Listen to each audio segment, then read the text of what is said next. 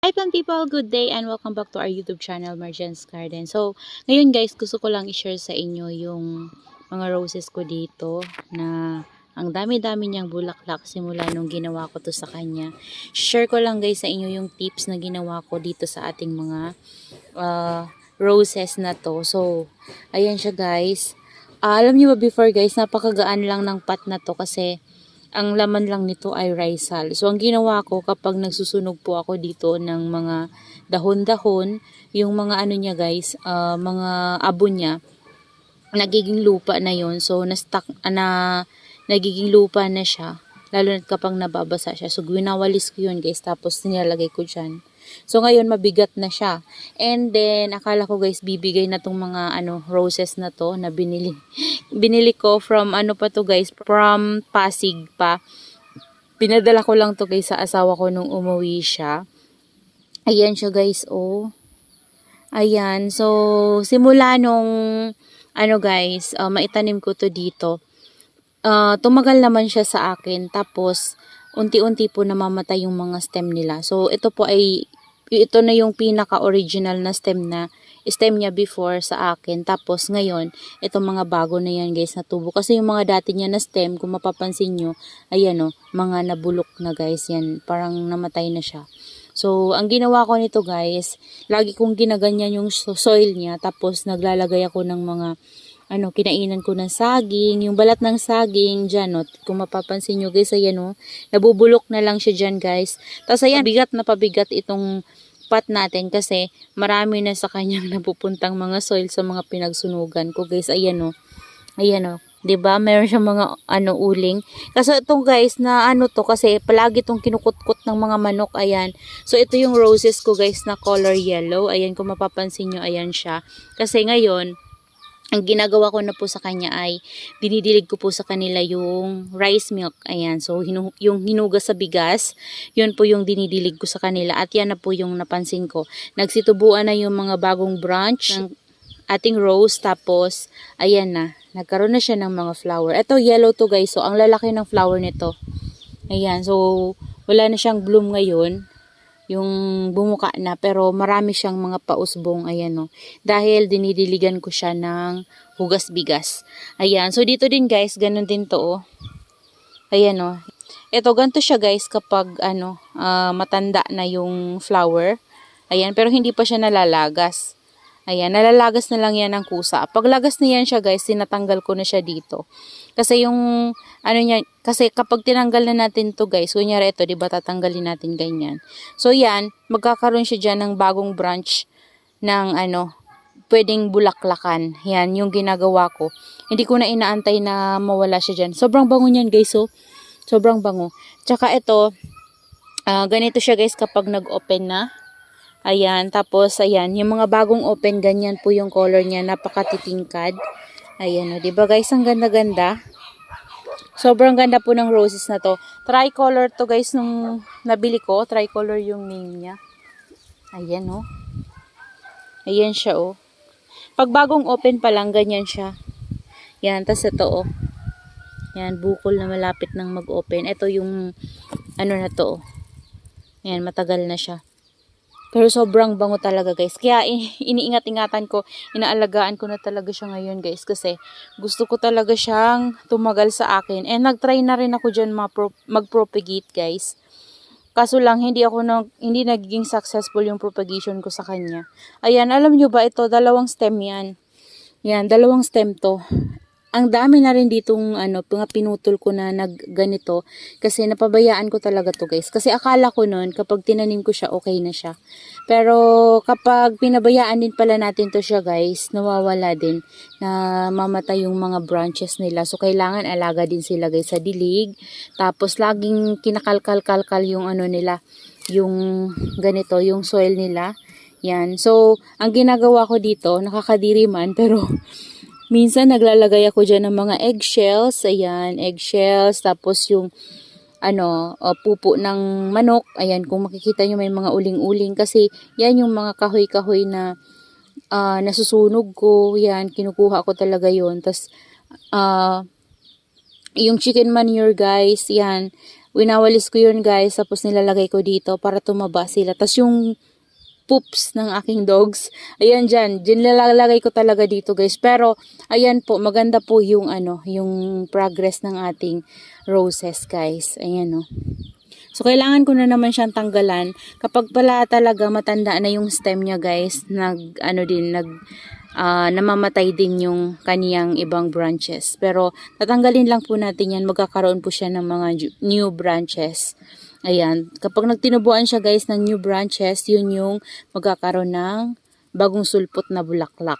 Ayan siya. So, ito yung isa. Ayan. Bali, kasi to guys, 4 na pot nung nabili ko. Ay, 4 ba? 2, 4, 5 pala guys. 5. So, bali, 3 pot na ganito. Yan, 3 pot na ganyan. Tapos, isang ganito. Tapos, yung kaninang napitimini natin. Ayan. So, yun. Binigay lang yan sa akin yung yellow na yan guys. Ayan, naparami ko na yan, yung yellow na yan. Kaso lang, nandun yun guys sa likod ng ating orchid section at napabayaan ko na. Hindi ko alam kung meron pa, hindi ako napunta doon. Ayan, so, dito banda, meron tayo ditong red na ganyan ng flower niya guys, oh. Ayan, so ganyan ang flower nito. Ayan siya, parang pitimini din to guys, ito. Pero ito, American Rose to guys. Ayan oh. Lumalaki talaga yung flower niyan kapag alagang-alaga siya. So, ito, 2 stem to. 2 pot to na tinanim ko dito sa malaking pot na to guys. Tapos, ito naman, pinagtabi ko din sila. Ayan, ito yung red. Red siya na may white siya dyan guys. So, ayan siya oh. May white sa gitna. Tapos, ito yung isa nating tricolor. Ayan oh. Kung mapapansin nyo guys, meron na naman siyang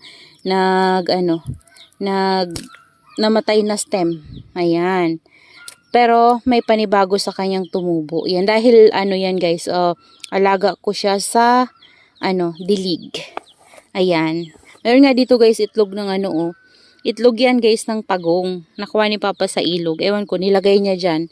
Wala, hindi naman siya tumutuloy. Ewan ko kung mabuhay siya. Ayan, ito siya namulaklak na rin to. O, yan yung mga binulaklakan niya na matay na yung stem. So, kailangan ko naman siyang linisan ulit. Hindi to guys mamamatay. Tutuloy-tuloy naman siya ulit. Panibagong branch na naman yung tutubo dyan. Basta alagaan lang natin siya. Ayan o. Yan. Ito talaga. Grabe o. Ang taba nito guys. At ang dami niyang flower na binigay ngayon. Yan. So, ngayon guys, isi-share ko pala sa inyo yung aking ginawa sa loob ng greenhouse sa ating mga cactus area. Let's go! So, ito na guys, yung ginawa natin dito sa ating cactus area. Ayan. Kung mapapansin nyo, basa sila. Kasi diniligan ko to guys kanina after ko silang iripat yung iba. Tapos, ayusin. Nire-arrange ko sila guys. Ayan. So, ayan na guys yung itsura nila. As in, puro na talaga to guys, gymno na variegated. So, tinanggal ko na dito yung, yung ating mga astrophytum. So, bali, pinagsama-sama ko din yung ating mga astrophytum at sama-sama na din yung ating mga gymnocalcium. Ayan. So, di ba ang ganda niya, guys? Makukulay sila.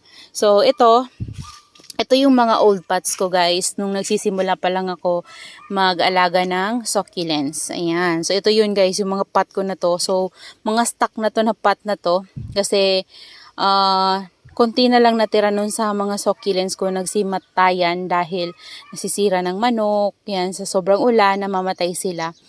At etong mga pot na to guys, ay niligpit ko to. Ayan, nakapatong-patong lang to dun sa gilid, nakastack lang. So, kaya kinuha ko na lang siya. Ayan siya. Niripat ko dito yung mga gymnocalcium natin na pinaglalagay ko sa ating mga arrangement. Kinuha ko sila guys para sama-sama na sila dito. Tapos yung nasa arrangement natin guys na may kasamang mga succulents yun ay nilalagyan ko na lang ng succulents. So, para sama-sama din yung mga succulents natin. So, marami tong pot na to guys. Yan. Yun yung mga tinaniman ko ng propagation ko ng mga hybrid aloes and yung ating Forever Rich. Ayan. So, eto na lang yung natira sa kanila na walang laman. Ayan guys. So, pinagsama-sama ko din yung mga white pot natin dyan banda. Tapos sila din dito yung mga brown pot. At yung mahahaba natin dun sa dulo. Yan, pinagsama-sama ko. Yan, ito yung ating mga white pot. Pinagsama-sama ko dito sa gilid nito. Para uniform silang tingnan. O, diba guys, maganda silang tingnan. Yan. Tapos, yung ating mga ano guys, diba na ipakita ko na to sa inyo, niripat ko din to guys, oh. Ayan, yung ating mga daydream. Yan. Ito, dito ko siya nilagay.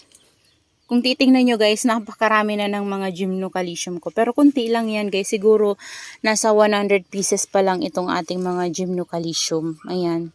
Pero ano, siguro tama na lang muna to guys. Ayan, tama na muna itong ating mga gymnocalcium na to. Kasi wala na talaga akong mapaglagyan. Pero kung bibili man ako guys, ang gusto kong mga gymno ay yung mga ganitong color. Yan, yung yellow. Kasi sila yung gusto kong i-add dito sa aking mga collection na to para mapalaki ko, 'di ba? Para mapalaki ko at yun talaga guys yung gusto ko naman, yellow kasi marami dito ay mga pink, fuchsia pink, red, ayan. Yan yung marami dito guys. May orange din naman, ayan, kagaya niyan, orange. So, yung iba natin guys, malalaki na yung mga nasa ganyan natin, no. Ano na, malalaki na talaga sila. Ayan yung iba. So, kailangan na natin iripat yan soon kapag nagkaroon na tayo ng panibagong pots. Pero, sa ngayon guys, hayaan ko na lang muna sila. Kaya pa naman yan. Wala din kasi ako guys mapaglagyan. Yan, wala na akong mapapatungan. So, naisipan ko lang na iripat yung mga cactus natin na variegated kasi gusto ko, itong honey na to guys, puro lang to gymnocalcium. Ayan. So, 'di ba ang ganda nila guys tingnan kapag puro gymno tapos naka-arrange. Super ganda. So, dito naman guys, ayan yung ginawa ko. Nandito yung lahat natin na Astrophytum. So, dahil nga ayan, wala na tayong mapaglagyan. So, ayan yung ginawa ko. Pinatong ko na lang guys yung mga ganito ko na pots. Okay naman siya kasi yung area naman na pinaglagyan ko sa kanya guys ay wala namang laman. Ayan o. Nakaganyan. Kasi wala na talaga ako guys mapaglagyan. At kung mapapansin nyo guys, nandun sa dulo yung ating golden barrel, yung ating myrtillo at yung ating ferro cactus. Ayan, nandun sila. Kasi wala na silang mapaglagyan dito. Ayan. Hanapan ko sila ng pwede kong pagpatungan. So sa ngayon, doon muna sila. Nilagay ko sila doon para doon makakatanggap pa rin sila ng sunlight. So, ayan guys yung ating mga cactus. So, yun lang guys. Yan yung nagawa kong arrangement dito sa ating Astrophytum area at yung ating mga variegated gymnocalcium. So, ayan sila. Ang ganda nila guys, tingnan ngayon. Nagustuhan ko yung ayos ko sa kanila. Ayan, so, iniisip ko nga guys, kung dito lang sana sa side na to meron ako mapaglagyan. Yung mga cactus ko na iba, dito ko banda ilalagay. Kaso lang wala na talaga akong magawang patungan dito. Kaya, sa baba na lang talaga sila. Wala na akong magagawa. Sa baba na lang talaga sila. Ayan, yung atin namang guys, ito, yung ating mga succulents dito guys ay okay naman. So, ayan, nagre-rearrange tayo dito at kulang ako guys ng pot. Kaya naman, dito banda, meron dyan vacant. So, meron kasi tayong succulents na itatanim soon. So, dyan ko sila ilalagay. So, yun lang guys. Na-share ko lang sa inyo yung ginawa kong care tips sa aking roses para mapabulaklak ko siya at yung ating bagong arrangement sa ating mga gymnocalcium at astrophytum. So, sobrang gandang-ganda ako sa kanila guys ngayon. Kasi ngayon kapag gabi ay malamig tapos kapag umaga naman ay mainit. Kaya naman, tuwang-tuwa siguro yung ating mga succulents kaya napaka-kukulay po talaga nila. So, that's all for today's video guys. Yan, sana may share naman ako sa inyo ng karagdagang kaalaman. Ayan, maraming salamat po sa lahat ng mga sumusuporta sa ating YouTube channel at laging nanonood. Maraming salamat po. See you on my next vlog. Happy gardening everyone. Bye-bye!